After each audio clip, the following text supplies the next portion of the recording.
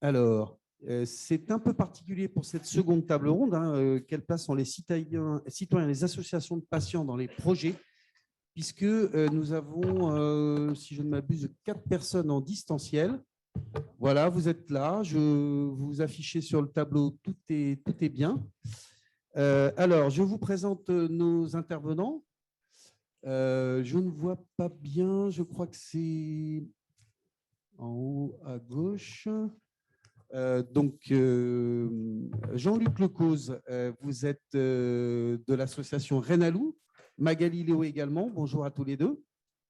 Vous nous Bonjour. entendez bien? Oui, très bien. Et vous? Tout à fait. Peut-être monter un peu le son, Timothée. Voilà. Pierre Marquet, vous êtes chef du service de pharmacologie et de pharmacotoxicologie et pharmacovigilance au CHU de Limoges. Bonjour. Bonjour. Qu'est-ce que je n'ai pas présenté? Ella Gariani, est-ce que vous êtes parmi nous? Ah, pardon, oui, excusez-moi, désolé. Je ne savais plus tout d'un coup entre le distanciel et le présentiel. Bonjour, enchanté. Vous êtes chef de projet, si je ne m'abuse, à la direction du numérique en santé. Voilà. Et puis, nous avons également Anne Buisson, directrice adjointe de l'AFA RCH Crohn RCH, pardon. Et puis, nous avons également, excusez-moi, voilà, Katia Bénard. Vous avez, pardon, non, excusez-moi, je me trompe. Caroline Stalins, ici, voilà, de la FM Téléthon. Et Elisabeth Dupont en distanciel de l'International Diabète Fédération Européenne Région, ainsi que Anne-Claire Montaner, voilà, donc patiente et qui a participé au comité citoyen sur mon espace santé. On va en parler tout de suite. Ella Gariani, alors peut-être vous pouvez nous parler de cette actualité majeure et forte du début d'année 2022, mon espace santé. Alors, rappelez en quelques mots de quoi il s'agit et comment vous vous êtes évertué dans la mise en place de ce service ouvert pour les 68 millions de Français à intégrer une réflexion et un partage citoyen sur ce bouleversement dans la gestion du numérique en santé. Oui, alors mon espace santé, c'est le nouveau service public numérique pour permettre à chacun de gérer ses données de santé. Les gérer, ça veut dire les stocker de manière sécurisée et les partager avec les professionnels de santé qui interviennent dans notre prise en charge et en qui on a confiance. Ce service-là, il s'inscrit vraiment au cœur de la feuille de route du numérique en santé. Cette feuille de route, c'est une trajectoire collective qui mobilise l'ensemble des acteurs de l'écosystème pour construire des services numériques en santé qui soient sécurisés, efficaces et éthiques pour accompagner en fait le développement des usages du numérique dans le secteur de la santé. Et donc la prise en compte des attentes, des craintes et des recommandations des citoyens, des patients, des représentants des usagers, ça c'est vraiment au cœur de la construction de la feuille de route depuis le début, vraiment depuis 2019. Il y a toujours eu cet esprit de concertation et de co-construction. Très rapidement, ça a d'abord pris la forme d'ateliers citoyens ouverts qu'on a organisés à Condat, à Toulouse, à Roubaix, pour aller à la rencontre des gens et en fait à chaque fois essayer de parler de nos sujets, parce qu'en fait on s'en rend compte, en en parlant rapidement, ça concerne tout le monde, le numérique en santé. Et du coup, poser les questions de quand on vous parle de numérique en santé, quand on parle de téléconsultation, quand on parle de nos données de santé, en fait, c'est quoi pour nous? En quoi est-ce que ça nous touche personnellement?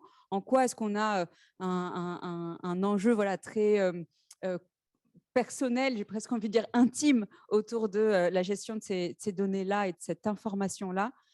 Et du coup, on a travaillé avec des gens sur des questions justement autour de la notion de confidentialité, autour de la question de l'égalité d'accès et comment est-ce que, en fait, on fait que le numérique soit pas un frein à l'accès aux soins, un accélérateur en gros des inégalités d'accès. Ça, c'est vraiment intéressant. À chaque fois qu'on a parlé à des citoyens de cette question-là, même s'ils n'étaient pas concernés par une des fractures numériques, ils ont toujours dit, même si pour moi c'est simple, il faut que pour ma grand-mère, ma tante ou n'importe qui en fait que je connais même pas, ce dispositif-là soit pas excluant. Et donc il y a vraiment cet esprit de solidarité numérique qui nous a vachement irrigué dans l'ensemble de nos réflexions.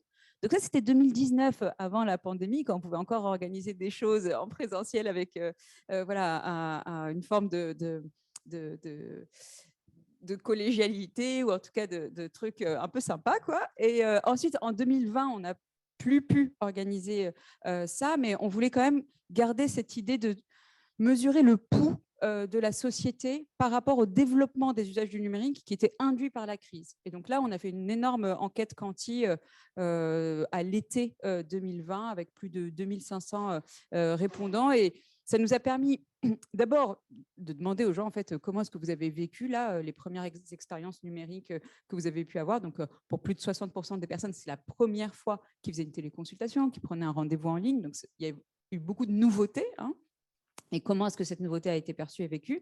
Et ça a été aussi pour nous l'occasion de dire, sachez que par ailleurs, il y a ce dispositif qui arrive, ça s'appelle Mon Espace Santé, donc on pourra en reparler. Et voilà, nous, nos grandes lignes là aujourd'hui dans la construction du service, c'est ça, ça, ça. Donc bien sûr la sécurité, bien sûr la souveraineté, bien sûr le fait de mettre le citoyen au cœur, c'est-à-dire de lui donner la main sur ces données et d'essayer un peu de avoir entre guillemets du feedback, du retour des usagers là-dessus dans le cadre de cette enquête quali, dont le résultat est toujours en ligne et franchement toujours assez pertinent à un an d'écart. Et ensuite, on a mis en place une démarche un peu plus profonde en fait de participation directe des citoyens à la construction de notre politique avec le comité citoyen dont on parlera avec Anne-Claire. D'accord.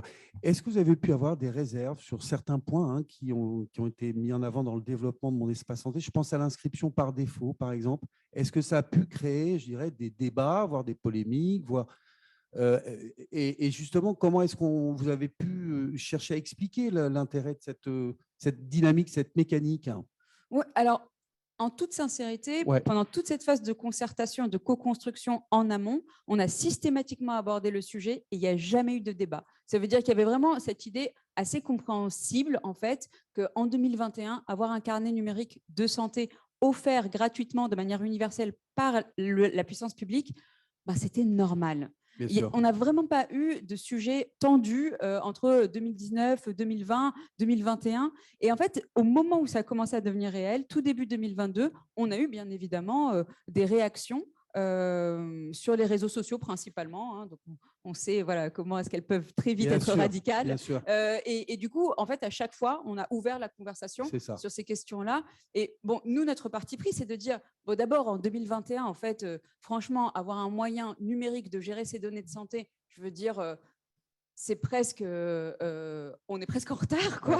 Ouais. Et en plus, le fait que la puissance publique s'en charge et le fasse pour les citoyens, ça offre beaucoup plus de garanties que si on laissait le sujet être attaqués, envahis par des acteurs privés dont les modèles économiques sont exploités sur les données, sont basés sur l'exploitation des données qu'ils gèrent et dont le contrat est écrit en tout petit dans des CGU parfois non compris par les personnes qui veulent bénéficier du service. Donc on s'est dit que ça offrait un cadre beaucoup plus démocratique, en fait, et ça a été vraiment la démarche qu'on a essayé de mettre en place et d'incarner. Deux petites autres questions, et là, si vous voulez bien. Est-ce que vous avez eu beaucoup de remarques ou d'interrogations sur mais à quoi ça va me servir, premièrement, cet espace, Mon Espace Santé? Et deuxièmement, est-ce qu'il y a eu des questions sur le réusage, la réutilisation de ces données? Est-ce que c'est une préoccupation des citoyens que vous avez pu consulter?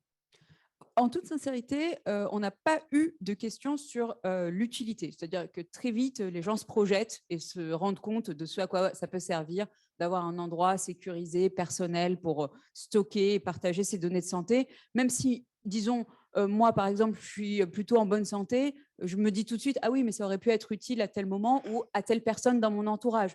Donc, c'est un objet, quelque part, tellement familier qu'en fait, on se projette tout de suite dans ce à quoi ça peut être utile et pour qui est-ce que ça peut être particulièrement utile. Donc, on n'a pas eu de questions là-dessus. Par contre, vous posez une bonne question sur l'utilisation de la donnée. Ça, bien évidemment, enfin, c'est normal qu'on ait une préoccupation sur ce qui va être fait de cette information et de nos données personnelles. Donc, on a eu pas mal de débats, d'ailleurs, notamment dans le cadre du comité citoyen autour de ces questions-là. Nous, on intervient dans un cadre qui est régi par la loi, hein, c'est-à-dire que tout le cadre de mon espace santé, il est fixé par la loi OTSS pour organisation territoriale, non, transformation de notre système de santé de juillet 2019. Et donc, ce cadre-là, en fait, il définit une finalité de l'usage de ces données qui est vraiment purement et uniquement centrée autour de la santé des personnes et de la prise en charge. Que ce soit de la prévention, du soin ou du diagnostic, les données de mon espace santé ne peuvent être utilisées que dans ce contexte-là. Par exemple, il n'y a pas de finalité inscrite dans la loi qui permette, par exemple, un réusage à des fins de recherche après anonymisation. C'est ça. Donc, pour l'instant, c'est le cadre qui nous est fixé par la loi. Cette question de l'usage à des fins de recherche, on l'a débattue notamment dans le cadre du comité citoyen. On pourra en redébattre à l'avenir avec les acteurs de l'écosystème. Mais aujourd'hui, le cadre dans lequel on intervient, le cadre dans lequel s'inscrit mon espace santé, il est vraiment focalisé autour du soin, autour de la santé. Sachant que le mot-clé, c'est mon. Hein. On est bien d'accord. Exactement, okay. Oui. Marie-Claire, pourquoi vous avez souhaité participer à ce jury ou cette conférence citoyenne autour de mon espace santé? Comment ça s'est passé? Est-ce que vous avez le sentiment d'être entendu? Et peut-être nous évoquer 2 ou 3 points sur lesquels vous avez le sentiment que vos observations, vos échanges ont pu être utiles. Alors, pourquoi? Tout simplement parce que quand on vient nous voir, on nous appelle en nous disant votre avis compte sur la gestion de vos données de santé, on a un projet et on aimerait vous consulter dessus. Donc, pour une fois qu'on nous demande notre avis sur un sujet aussi important, bien évidemment qu'on dit oui. Quand on était du coup 28 personnes dans ce comité citoyen sur mon espace santé et on a commencé par un tour de table et chacun a dit on est vraiment ravis d'être là, très reconnaissant, cette initiative est super, mais est-ce que ça va donner quelque chose? Est-ce que notre avis va vraiment être pris en compte ou c'est purement pour la forme? Et on a été vraiment très, très vite rassurés sur ce sujet-là parce que pendant tout du long de ce comité-là, il y a eu tout un tas d'intervenants qui sont venus pour répondre à nos questions, pour échanger avec nous, c'était des personnes, des associations de patients, experts CNIL, des professionnels de santé, cybersécurité, fracture numérique, bref, tout ce qui était possible de couvrir et qui touchait de près ou de loin à mon espace santé. On a eu des personnes qui sont venues là. Il y avait énormément de transparence, c'est-à-dire qu'ils pouvaient nous faire part aussi de leurs doutes, des questions qui se posaient, de s'ils étaient convaincus ou pas convaincus. Et nous, on pouvait poser toutes les questions qu'on voulait. S'il n'y avait pas la réponse tout de suite, on revenait vers nous le week-end d'après pour nous dire vous nous avez demandé ceci, cela. Et en toute transparence, là on a la réponse, là on l'a pas, là ce sera pour plus tard. Voilà, donc déjà ça. De deux, on n'a pas du tout été ni muselé ni censuré dans notre avis. C'est vraiment quelque chose qu'on a construit entre nous, sans influence de personne. Comme ça aurait pu être, il y aurait pu y avoir des guides, on va dire, mais c'est vraiment été nous qui avons constitué notre propre avis du début jusqu'à la fin. Ensuite, toutes les personnes qui sont venues assister à la restitution de notre avis, qui prouvent aussi qu'il y avait une véritable attente derrière pour découvrir cet avis. Et enfin, la prise en compte de nos recommandations. Il y avait une 60aine de recommandations à l'issue de cet avis. À peu près la moitié a été prise en compte tout de suite ou à minima en V0. Si on rajoute aussi celles qui sont en cours d'implémentation, ça fait à peu près les 2 tiers. Et il reste grosso modo un tiers qui demande un peu plus d'investigation, voire des changements de loi, pour pouvoir les prendre en compte. Donc, si je donne un exemple de choses simples qui ont été prises en compte, ça va être bien expliciter comment l'usager va pouvoir donner son consentement ou pas aux données, aux différentes personnes qui ont accès à ces données pour qu'ils sachent qui a accès à quoi et comment faire pour désactiver les accès ou pas. Par exemple, et dans les choses qui seront pour plus tard, c'est la prise en compte de cas particuliers ou alors l'utilisation de mon espace santé qui puisse être utilisable à l'étranger. Merci Marie-Claire. Donc globalement, vous avez été écouté, entendu et vous avez le sentiment de co-construire quelque part un peu mon espace santé. Ah, totalement. Et en plus, ça se poursuit à l'avenir. C'est ça. Il y a une commission de référencement des applications, puisqu'il y aurait un catalogue qui sera branché oui, on peut dire ça, branché à mon espace santé. Il y a un comité de référencement de ces applications et de ces services-là. et 2 personnes du comité de citoyens, dont moi, on participe là pour l'année à ce On vous comité-là. proposera de les tester pour savoir ce que valent ces applis ou ce n'est pas le but? Ce n'est pas nécessairement le but. D'accord. Après, on est libre à nous, je pense, puisqu'elles sont Bien sûr. disponibles. Mais il y a tout un tas d'experts qui se réunissent pour vérifier la partie éthique, la sécurité, les échanges de données, enfin C'est ça. tout un tas d'experts qui rendent un avis. Et ensuite, dans ce comité-là, il y a des citoyens et il y a des représentants de tout un tas d'experts dans leur domaine. Et l'objectif, c'est de dire, avis favorable, on est OK pour que cette application soit référencée dans le catalogue, ou alors il faut qu'il y ait des modifications qui se fassent pour ensuite l'intégrer, ou alors non, ça ne remplit pas les critères. D'accord. Et là, donc, Marie-Claire évoque une suite à cette participation citoyenne. Est-ce que vous avez d'autres ambitions, d'autres projets, je dirais, de partage du dialogue autour de mon espace santé avec les citoyens? Alors, comme l'a dit Anne-Claire, vraiment, déjà, la commission de référencement, franchement, c'est un cadre inédit. Je pense que ça n'a jamais été fait d'avoir des citoyens qui participent directement à une décision qui, derrière, en gros, l'avis du comité, de la commission de référencement, c'est ce qui va faire en sorte que le ministre il signe ou non la décision de rendre visible l'application en question au catalogue de mon espace santé. Il y a quand même des professionnels dans le… Alors, il y a 9 membres en tout, dont 2 citoyens. Et en gros, les autres participants ont été nommés par des organisations qui ont contribué à la construction de mon espace santé. La CNIL, par exemple, a nommé un expert à la commission. Les collègues de l'ANS ont nommé un expert technique à la commission. Le Conseil de médecine générale a nommé un expert pour les aspects médicaux, vraiment proprement liés à la santé, au bénéfice médical des applications. Donc voilà, le comité, il y a des experts qui ont été nommés par des partenaires externes qui ont identifié des représentants qui allaient intervenir dans le cadre de la commission. Et puis, pour nous, c'était très important d'avoir non pas uniquement un citoyen, parce que c'est trop facile d'en mettre un, entre guillemets, tout seul parmi 7 experts. On est quasi sûr que sa parole ne serait jamais prise en compte, mais de bien mettre 2 personnes qui, d'abord, peuvent se serrer les coudes, entre guillemets, et faire en sorte que, voilà, il y ait une vraie teinte de qu'est-ce qu'on attend en termes de visibilité pour les gens dans ce service-là, dans le catalogue de services de mon espace. C'est ça. Donc ça, c'est le premier truc très pratique sur lequel on a eu une réunion encore vendredi dernier et sur lequel voilà, on avance petit à petit pour rendre ce catalogue disponible. Et puis par ailleurs, nous, on ne va pas arrêter de concerter les citoyens en direct sur les sujets autour de mon espace santé. Là, on commence des vagues d'entretien vraiment très centrées autour du produit, de l'expérience utilisateur, les premières personnes qui l'utilisent. Ça va nous permettre d'avoir des considérations, on va dire, sur l'amélioration de l'ergonomie, des parcours utilisateurs, voilà, des choses très pragmatiques encore. Et puis ensuite, on sait que le fait que petit à petit, les gens vont utiliser le service, vont commencer à justement gérer finement qui a le droit d'accéder à quoi, le remplir eux-mêmes en y mettant des informations, ça va peut-être faire évoluer un certain nombre de pratiques et du coup aussi peut-être faire évoluer les attentes, les inquiétudes, les craintes. Et donc, on refera d'ici la fin de l'année, un peu, d'ailleurs, c'était une des recommandations du comité citoyen de l'année dernière, de remettre en place une démarche de participation directe. Et donc, on va le faire d'ici la fin de l'année. D'accord. Sachant qu'une des conditions de la réussite de mon espace santé, c'est l'utilité constatée des usages pour les citoyens de toutes ces solutions numériques. Ah, mais bien évidemment.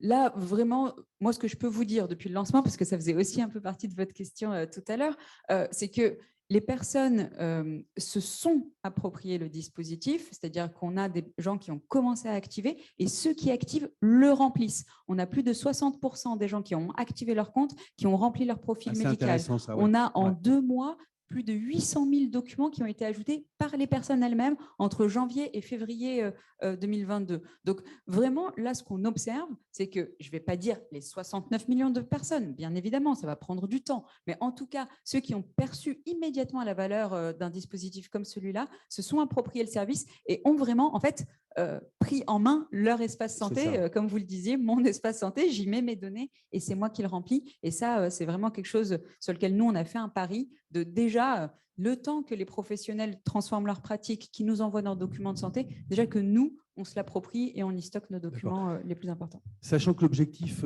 affiché est important, parce qu'en 2025, c'est 150 millions de documents numérisés, me semble-t-il, si je me souviens bien. Donc oui, en fait, ça, c'est les objectifs que l'on a en tête dans le cadre du programme Ségur, où on investit avec vraiment une démarche historique. Ça n'a jamais été fait avant dans la mise à jour des logiciels de tous les acteurs de santé. Et donc, ces chiffres-là, en fait, c'est nos hypothèses par rapport aujourd'hui au nombre d'actes qui donnent lieu à un document de santé qui est produit et qui pourrait avoir de la valeur aux citoyens. On se dit que voilà, il faut qu'on vise le fait de systématiquement permettre aux gens de récupérer les documents de santé qui les concernent, quoi. Merci beaucoup à vous deux. Je me tourne à présent vers Pierre Marquet, Magali Léo et Jean-Luc Lecause. On va aborder ensemble des premiers exemples d'études ou de projets qui sont des projets qui utilisent le partage de la donnée au bénéfice de catégories de patients. Pierre Marquet, vous menez avec le CHU de Limoges un projet très intéressant, unique en son genre, Rexetris. Est-ce que vous pouvez, Pierre, nous dire de quoi il s'agit? Oui, volontiers. Alors, Rexetris, c'est un acronyme qui veut dire relation exposition-effet chez le transplanté rénal des médicaments immunosuppresseurs. Alors, je vais tenter de vous l'expliquer rapidement. Lorsqu'on fait une transplantation d'organes, ça s'accompagne toujours d'un traitement anti-rejet à vie qui va combiner entre 2 et 4 médicaments parmi un panel d'une dizaine. Ces combinaisons peuvent changer au cours du temps, les doses aussi peuvent changer, donc ça fait un nombre très élevé de combinaisons possibles. Alors, chacun de ces médicaments, en fait, a été autorisé, c'est-à-dire qu'il a démontré son efficacité pendant généralement la première année après la greffe, parfois même jusqu'à 3 ans après la greffe. Mais cette efficacité, elle a été évaluée sur leur capacité à éviter les rejets de greffe. En fait, le rejet de greffe, c'est une réaction qui peut être stoppée par un traitement adapté. Mais finalement, ce qui est vraiment le caractère important pour la communauté de la transplantation et pour les patients transplantés, c'est pendant combien de temps le greffon va-t-il fonctionner? Et c'est beaucoup plus long que 1 ou 3 ans, parce que la durée de vie moyenne d'un greffon rénal, c'est 15 ans. Et en fait, les combinaisons de médicaments immunosuppresseurs n'ont jamais été comparées entre elles sur cette efficacité à prolonger le fonctionnement des greffons.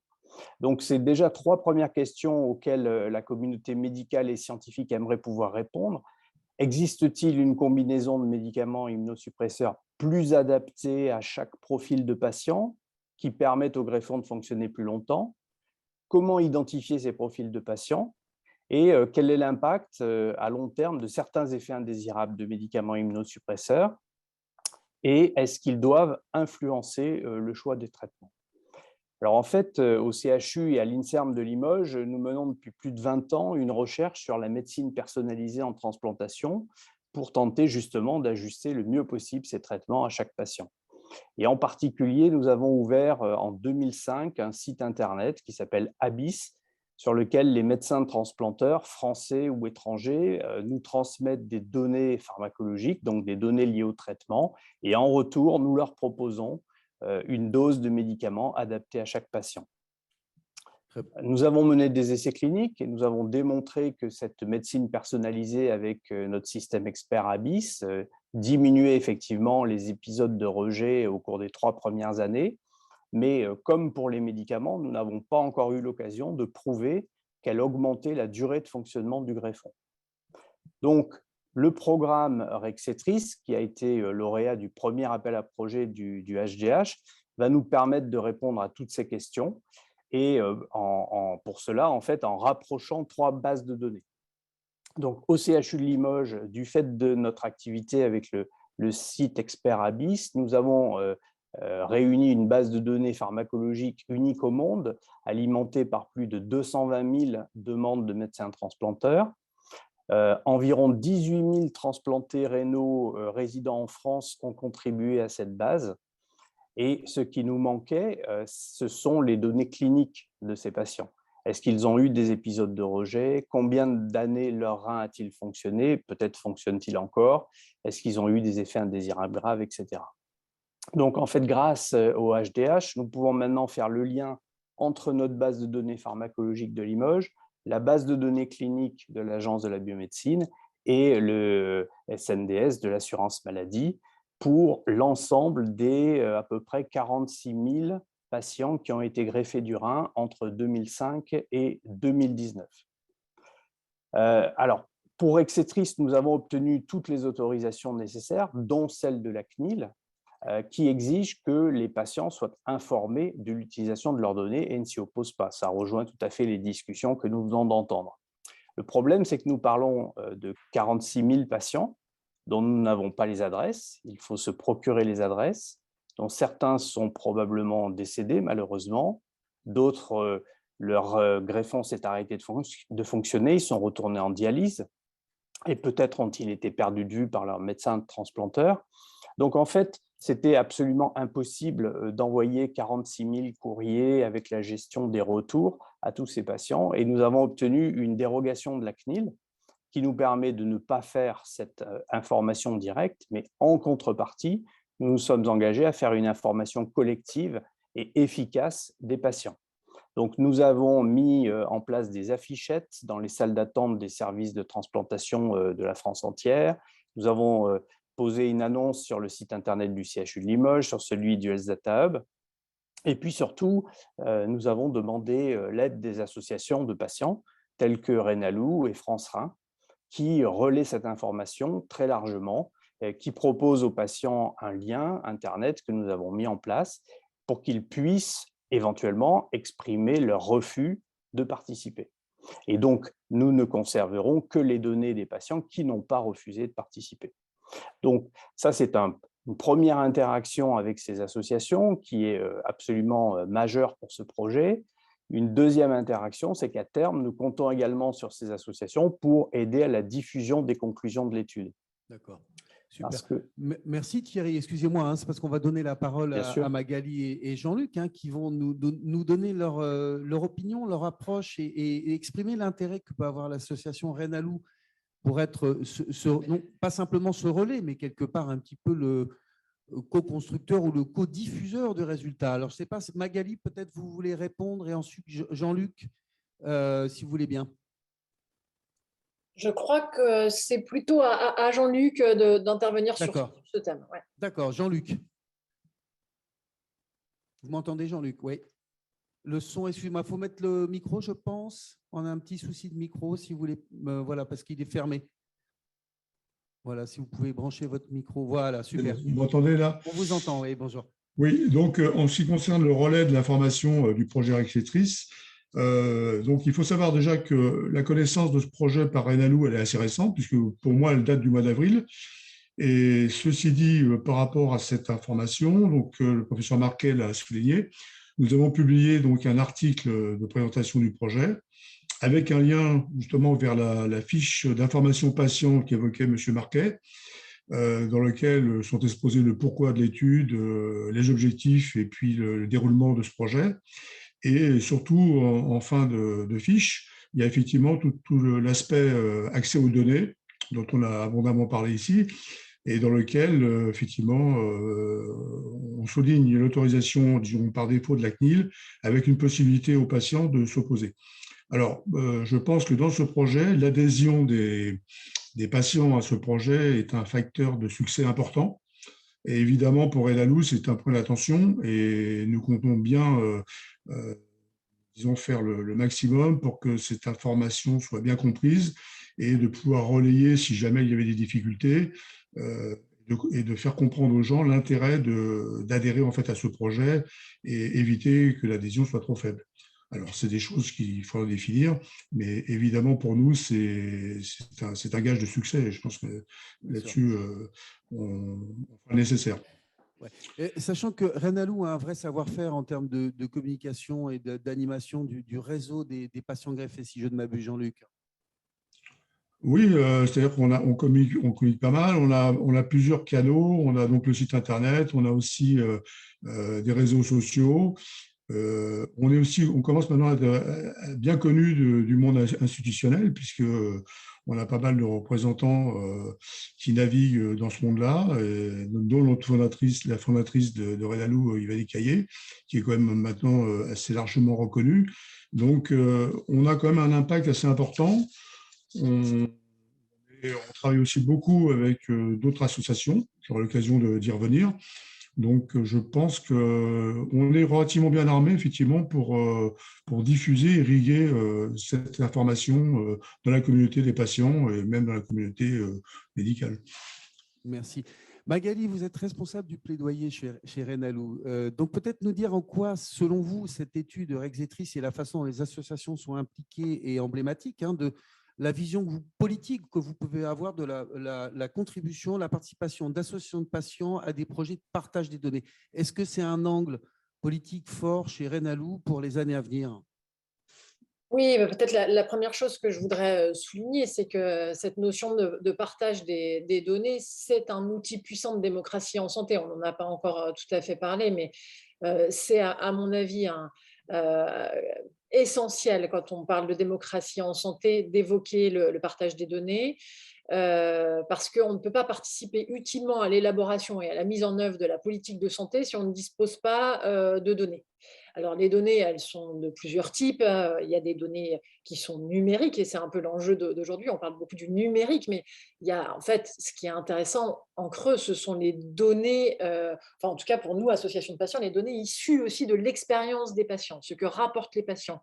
Et ces données-là, elles permettent que ce soit l'exploitation ou la production de ces savoirs issus de l'expérience patient, elles permettent d'éclairer aujourd'hui des angles qui sont délaissés, en fait, des angles morts de la recherche.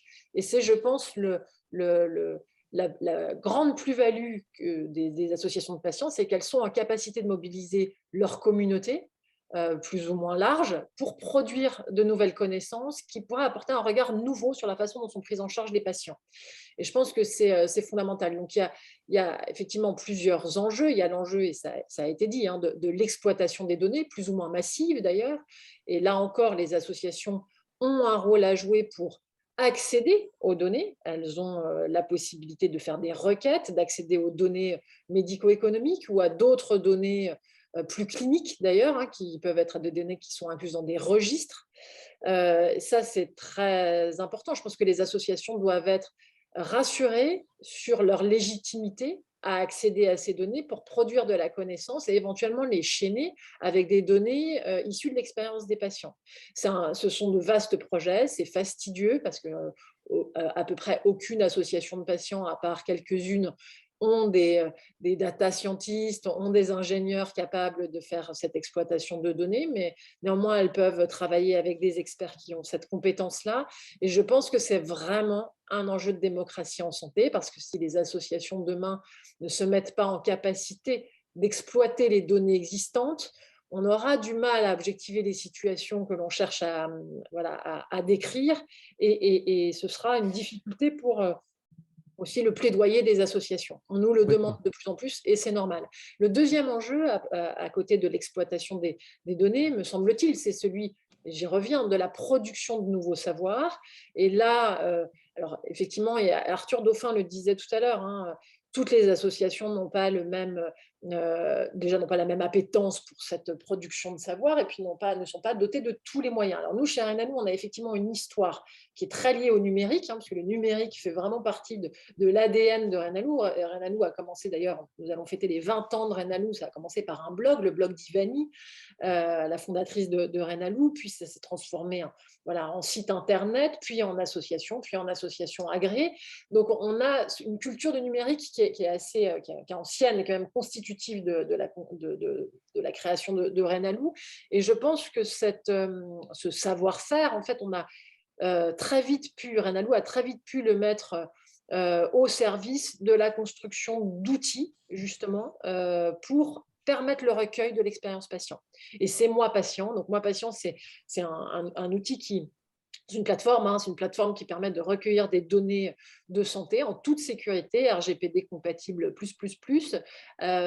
Et puis, cette plateforme, elle a reçu le soutien des pouvoirs publics. Et ça, c'est important de le dire. Ça veut dire que Renalou a reçu la confiance des pouvoirs publics, et en particulier de l'Agence régionale de santé Île-de-France, pour financer et soutenir sur un plan pluriannuel les développements autour de cet outil. On a plusieurs enquêtes à notre actif sur Moi Patient aujourd'hui.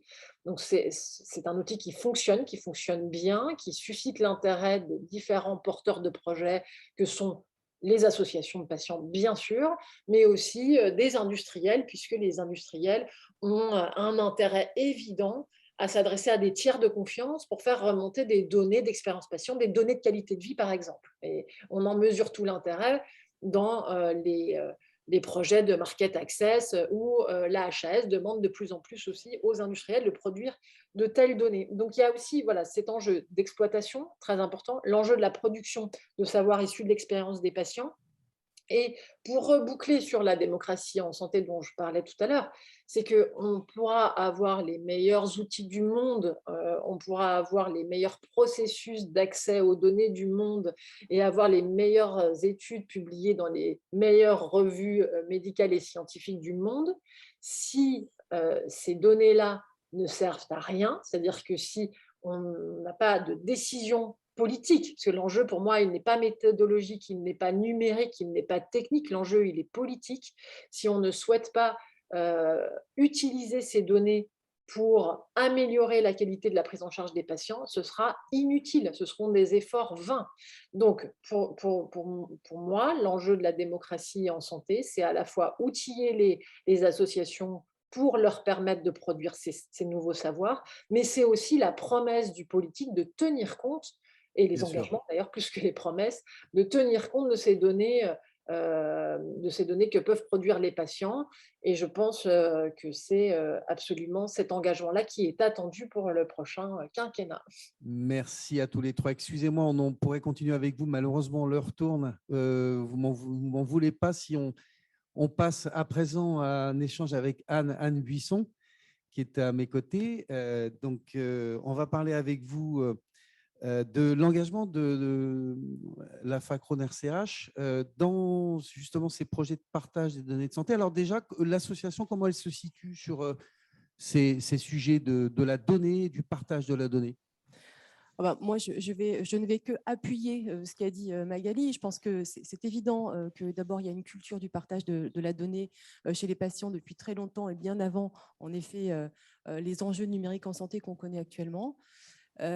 Aussi parce que l'association s'est beaucoup fondée sur des forums de discussion de patients et on a vu à quel point les patients pouvaient générer des connaissances qu'on pouvait trouver nulle part ailleurs.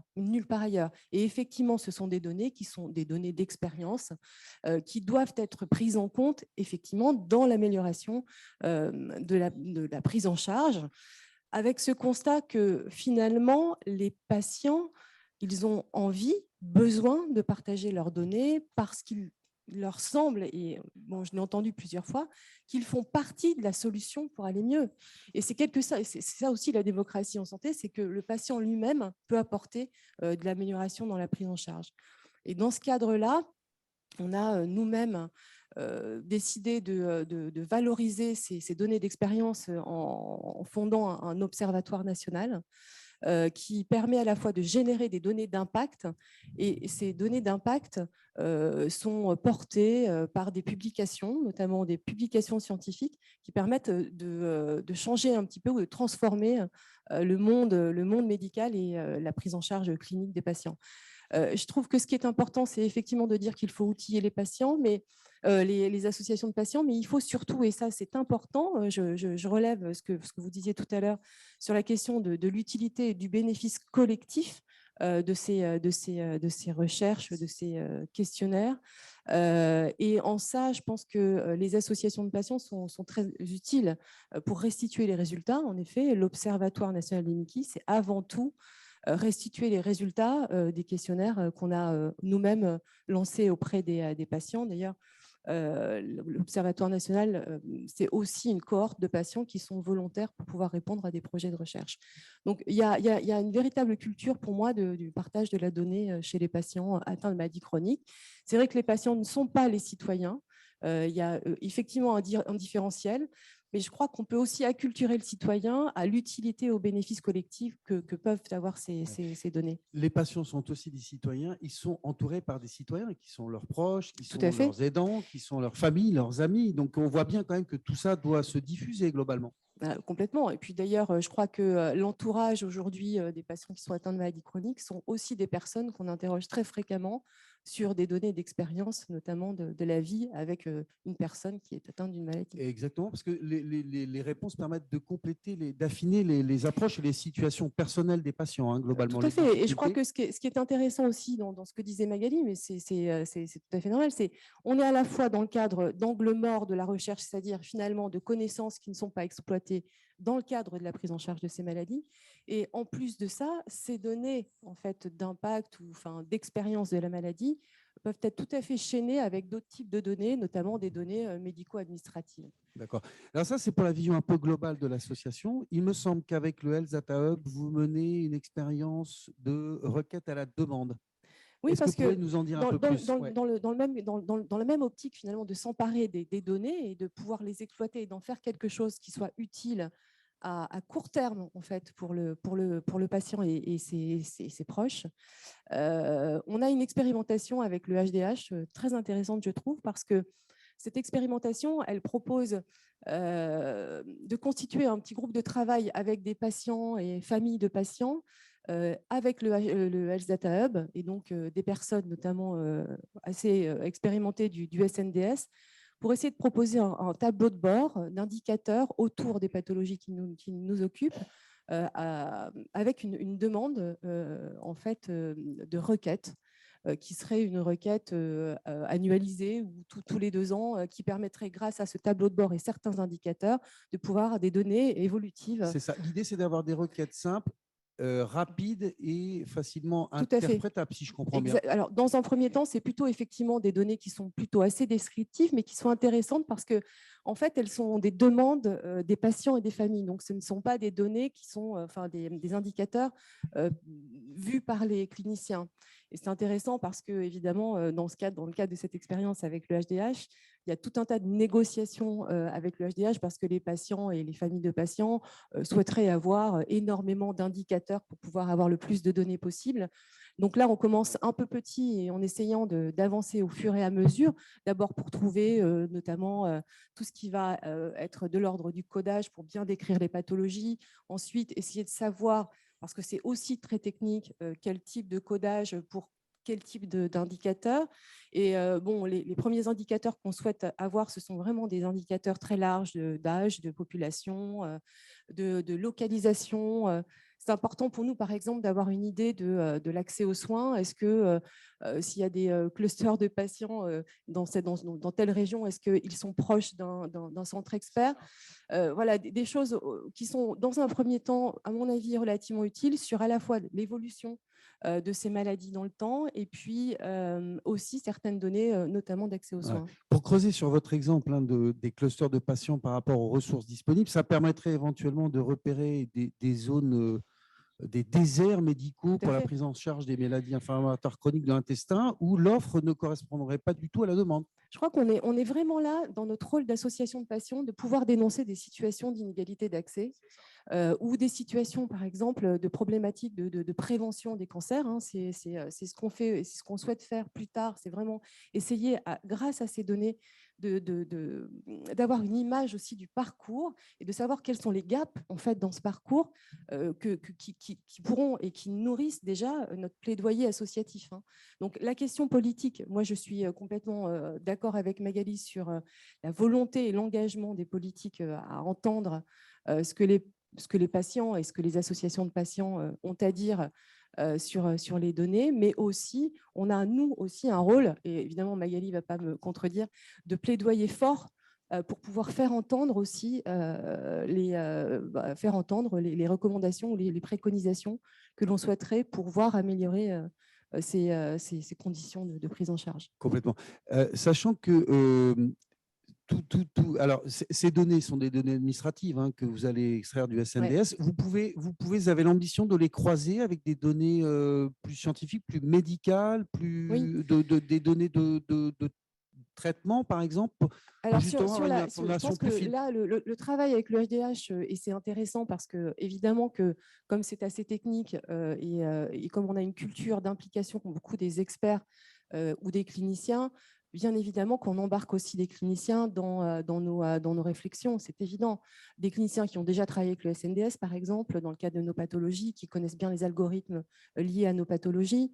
Et donc, dans un deuxième temps, en effet, il faudra imaginer une recherche qui soit un tout petit peu plus importante, mais qui demande beaucoup d'énergie et beaucoup de ressources, dans le cadre, en effet, de croisement de données entre des pathologies, des précisions en fait, cliniques versus les données médico-administratives. Ouais. Magali le disait tout à l'heure, hein, cette approche de la donnée, c'est une nouvelle étape de la démocratie en santé. Est-ce que concrètement, ça permettrait peut-être aux associations demain d'être beaucoup plus contributives dans des débats à l'HAS sur des parcours de soins, sur des guidelines de prise en charge des patients, justement en intégrant bien davantage l'expérience patient avec des données probantes?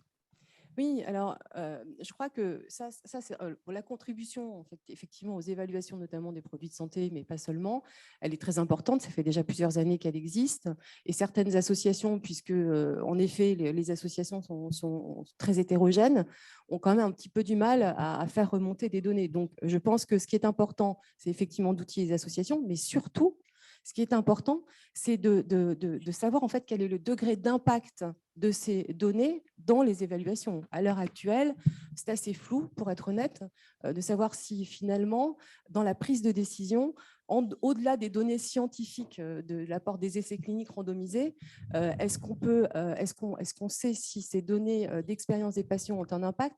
À l'heure actuelle, très honnêtement, je pense qu'il y a des énormes efforts à faire pour avoir une grille d'analyse qui soit réelle dans le cadre de ces données d'expérience. Donc, on a encore un petit peu de travail, mais ce travail, je pense qu'on le fournit. Et en effet, je pense que là, pour le coup, il faut un engagement aussi, à mon avis, fort des institutions de santé comme la HAS. Merci beaucoup, Anne. Caroline Stalin, je me tourne vers vous. Alors, avec vous et avec l'AFM, on va aborder, je dirais, un autre champ d'investissement pour les associations de patients. Vous, à l'AFM, alors vous êtes une association particulière hein, qui s'appuie sur le Téléthon notamment, avec des moyens, une structure, enfin une démarche presque d'entreprise par certains côtés, mais dans le bon côté du terme. Et alors, vous avez un projet, si je ne m'abuse, de promotion et de financement d'entrepôts de données de santé, sujet qu'on abordera dans la troisième table ronde, mais pour lequel c'est intéressant de vous entendre parce que c'est un autre aspect de l'investissement des associations de patients dans le partage de la donnée. Effectivement. Alors, d'abord, un petit rappel quand même sur l'AFM Téléthon. Oui, bien sûr, soyez. C'est une association dont pas une entreprise. Dont le conseil d'administration est exclusivement composé de malades et de parents de malades. Donc, on est quand même assez loin de l'entreprise dans ce sens-là. Voilà, donc effectivement, c'est une association du coup, qui a été créée en 1958 par une maman de malade qui avait quatre garçons atteints de myopathie de Duchenne. Donc, on est vraiment historiquement une association autour du patient. Donc, effectivement, actuellement, nous, on a trois bases de données que l'on coporte. Donc, ce sont des bases de données qui sont pathologies spécifiques. Donc, il faut savoir que ces bases de données ont actuellement une gouvernance qui associe à la fois des cliniciens, des chercheurs, mais évidemment des représentants de patients, parce que pour nous, c'est essentiel. Puisque le rôle de ces comités de pilotage, c'est entre autres missions de décider ce qui est fait des demandes d'accès aux données de ces bases de données. Donc, le rôle du patient est vraiment essentiel à ce niveau-là. Donc, comme vous le savez, la législation de la CNIL a changé récemment, en octobre 2021, je crois. Ils ont émis donc un nouveau référentiel qui est lié aux entrepôts de données de santé. Et donc actuellement, à l'AFM, on a une réflexion autour de ça pour savoir si effectivement on inscrit nos bases de données dans ce contexte réglementaire-là. Voilà, qui permettrait effectivement de simplifier la création de nouvelles bases de données, puisque ce serait une demande d'autorisation unique à la CNIL, et qui permet du coup après sur une simple déclaration entre guillemets de créer de nouveaux entrepôts de données de santé, de nouvelles bases de données pathologies spécifiques ou même transversales, de les associer à cette demande d'autorisation unique auprès de la CNIL. Voilà. C'est d'autant plus important que ces données sont absolument stratégiques dans les maladies qui sont des maladies rares, hein, donc, où la donnée est juste l'essence même de la connaissance dans la prise en charge de ces maladies. Bien sûr, ces bases de données, elles sont vraiment cruciales parce qu'elles permettent, en dehors d'une meilleure compréhension de la maladie et de l'amélioration directe de la prise en charge des patients, ça permet de définir des critères pour les futurs essais. Ça permet aussi de faciliter et d'accélérer l'accès des patients aux nouveaux essais cliniques. Ça peut permettre également de suivre en post-traitement les thérapies innovantes qui arrivent. Donc, effectivement, ces bases de données ont un rôle vraiment crucial pour les patients. Je vais vous poser une question un peu basique, mais le mot d'entrepôt, on voit globalement 4 murs fermés avec une porte qu'il faut pousser, parfois avec un cadenas. Or, là, on est dans un débat sur le partage des données de santé. Les entrepôts, ça va à l'encontre du partage ou pas? Non. D'accord. Non. Effectivement, on voit 4 murs parce que les données sont sécurisées dans ces 4 murs et qu'on ne peut pas faire ce que l'on veut. Néanmoins, il faut, dans ce cadre, avoir la possibilité d'accéder aux données, alors pas aux données individuelles évidemment, puisque ça reste dans ces murs fermés, mais à des données agrégées. Dans certaines exceptions, ça peut être un accès à la donnée individuelle. Par exemple, dans le cadre de l'inclusion de patients dans des essais, il faut qu'on puisse accéder directement au patient lui-même pour pouvoir lui proposer un nouvel essai thérapeutique. Donc, il y a quelques exceptions. Mais effectivement, l'idée, c'est plutôt de sortir de ces 4 murs de la donnée agrégée, anonymisée, pseudonymisée, structurée, évidemment. Voilà, et qui reste néanmoins exploitable et partageable auprès des demandeurs d'accès à ces données.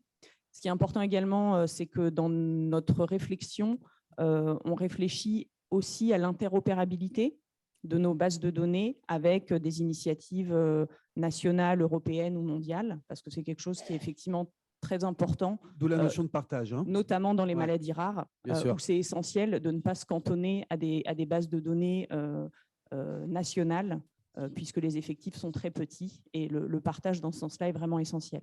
D'accord. Rappelez-moi, c'est des données plutôt cliniques, c'est aussi des données d'expérience patient? C'est les deux. Effectivement, dans ces bases de données, il y a des données qui sont remplies directement par les cliniciens. Il y a des données qui sont remplies par les patients. D'accord. Alors, dans le cadre d'une transformation en entrepôt de données de santé, effectivement, ça devrait inclure uniquement des données du dossier patient. C'est ça. Donc, il pourrait y avoir des données complétées directement par le patient, mais qui rentrent dans le cadre de son soin courant, dont le médecin a besoin en fait dans son dossier patient. D'accord. Si je ne m'abuse, vous travaillez pas encore avec le Health Data Hub. Est-ce que c'est, ou peut-être, je ne sais pas, c'est peut-être en cours, est-ce que ces données, vous seriez intéressé à les croiser avec des données administratives issues du SNDS? Bien sûr, bien sûr. Ça me semble effectivement essentiel.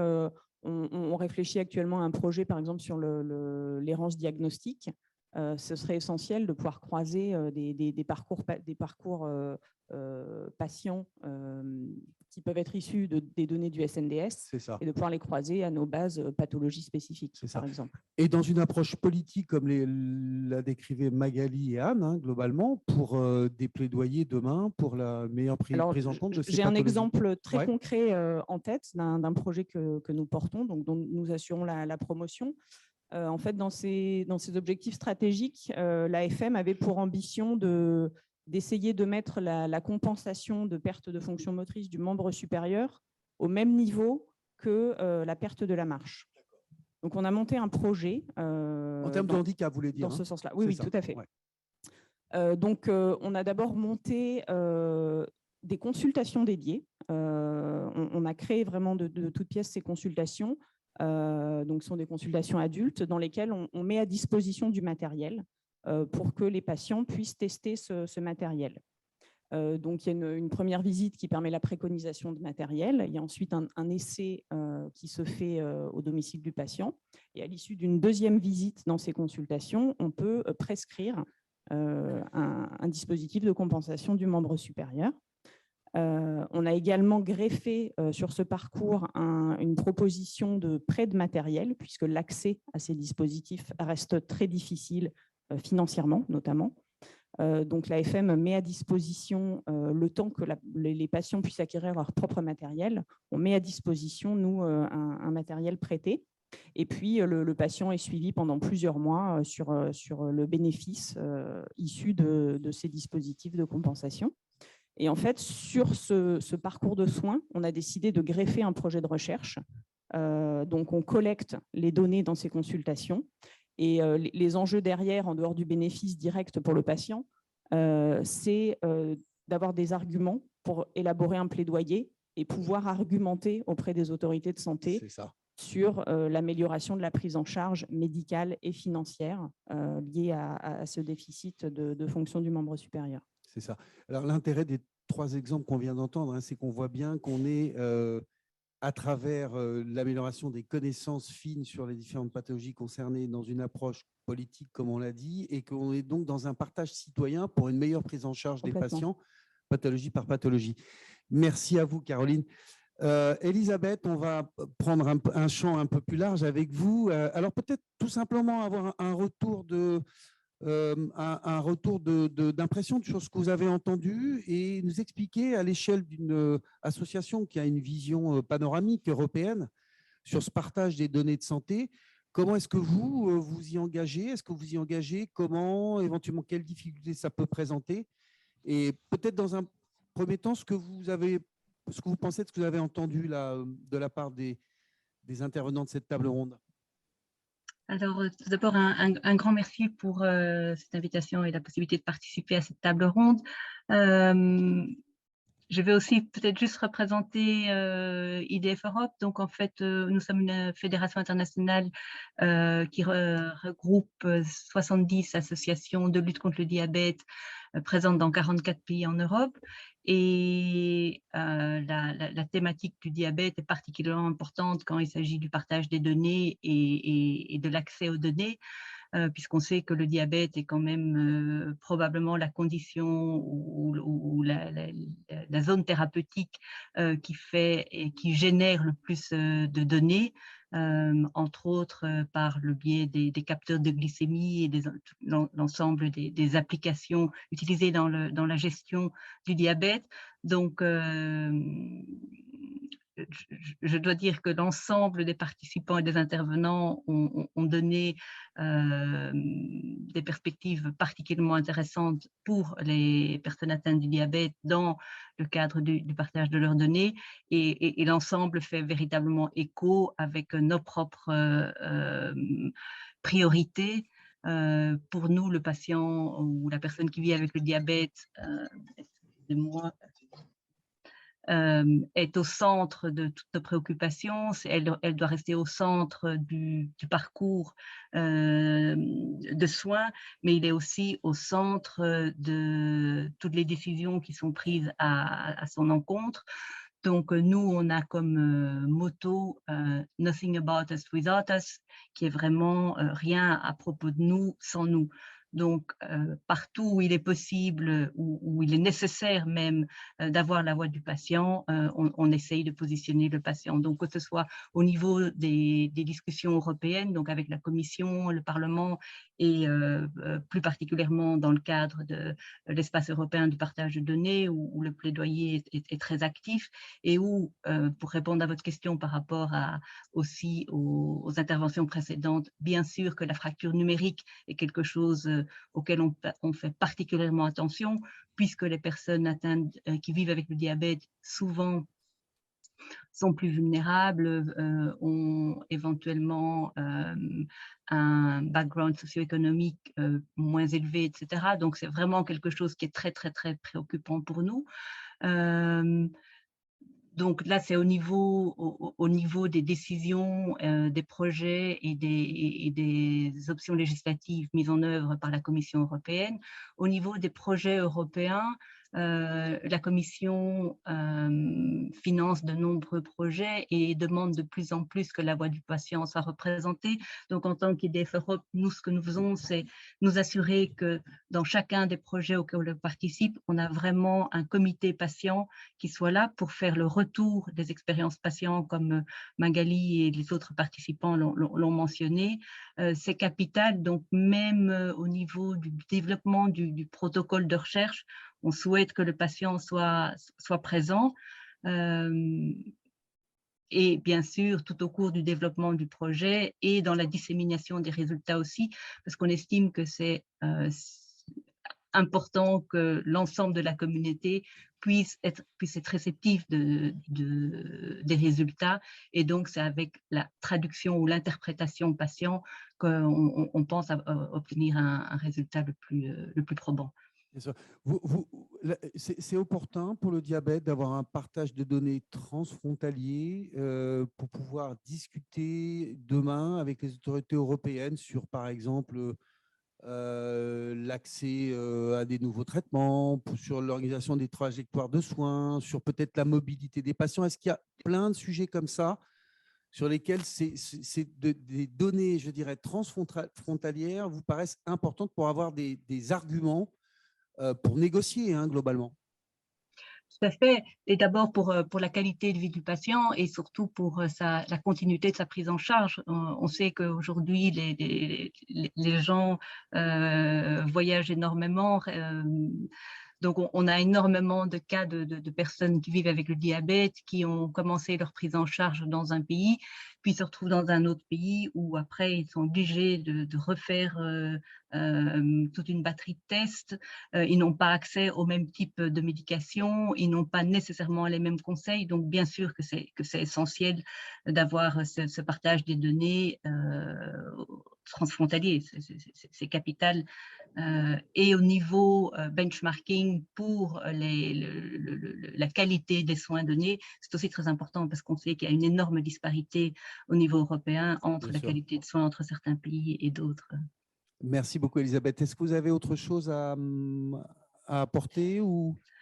Je souhaitais peut-être juste parler d'un projet qui nous semble particulièrement intéressant au niveau de l'implication des personnes qui vivent avec le diabète, qui vraiment sont à la fois porteuses du projet et en même temps, c'est un exemple intéressant. Il s'agit d'un projet donc, financé par la Commission européenne qui est géré par un consortium européen, mais drivé véritablement par les personnes qui vivent avec le diabète.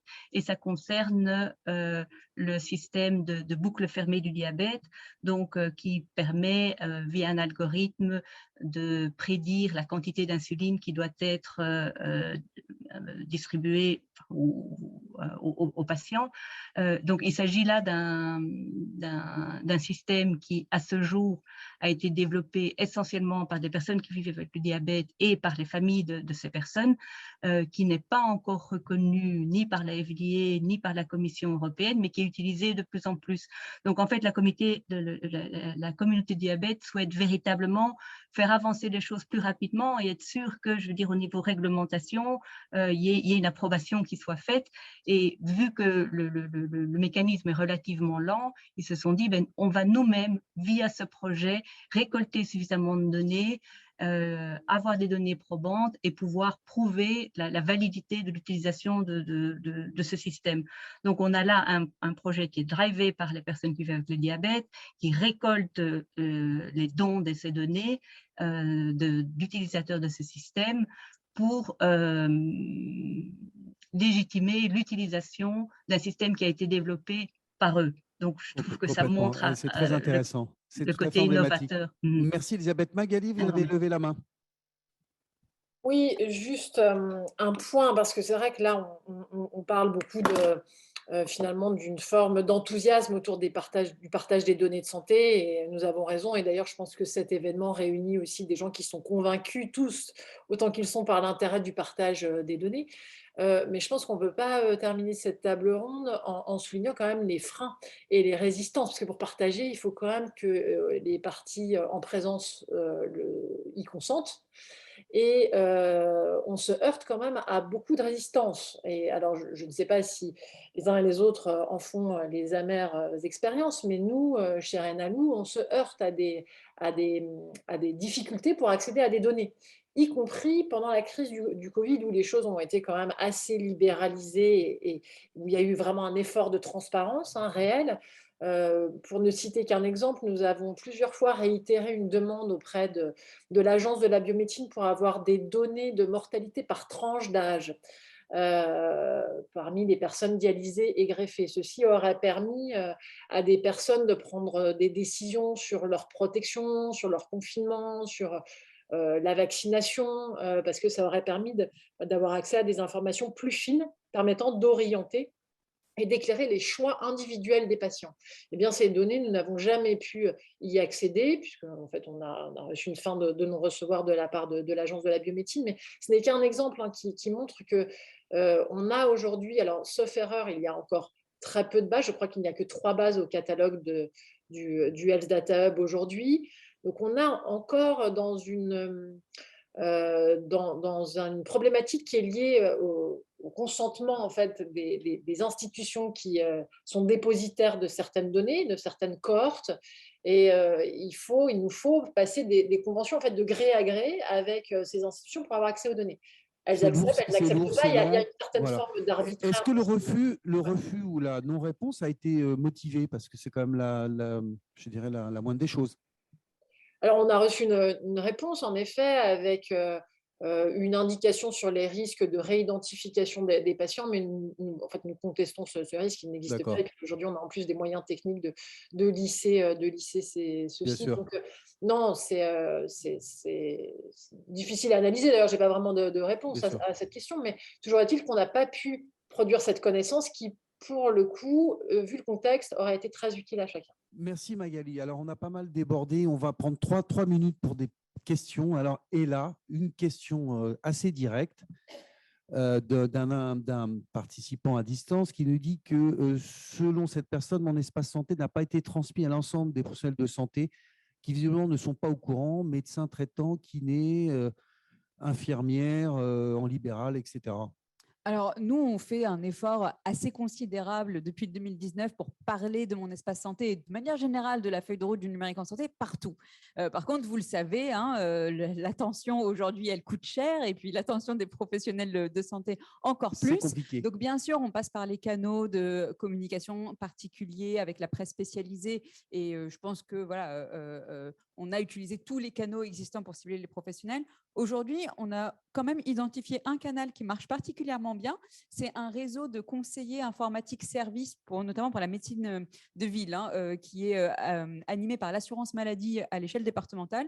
Et donc, on a aujourd'hui 500 personnes qui prennent des entretiens de 30 minutes avec chaque professionnel de santé. Les fameux délégués à l'assurance maladie. Exactement. Tout à fait, qui, au lieu de les embêter sur les arrêts de travail, viennent leur faire la promotion de mon espace santé. En fait, ils leur parlent de mon espace santé et ils leur parlent aussi de la possibilité de mettre à jour gratuitement leur logiciel de cabinet, de gestion de cabinet, sachant pour que pouvoir alimenter. Ça va bouger en 2022 parce qu'il va y avoir les messageries sécurisées sont là et il va y avoir le bouquet de services qui va se déployer pour les professionnels de santé. Exactement. Donc là, on est aujourd'hui vraiment dans une phase où notre priorité première est vraiment celle sur laquelle on focalise l'essentiel de notre énergie, c'est ce qu'on appelle, nous, l'alimentation de mon espace santé. Donc, c'est vraiment le fait que les professionnels, ils envoient les documents aux patients. Bien sûr. Et l'idée, c'est que tout de suite après, l'étape d'après, c'est comment est-ce qu'ils pourraient plus facilement consulter le dossier médical et l'historique médical de leurs patients. Merci Ella. Il y a une seconde question sur les patients experts,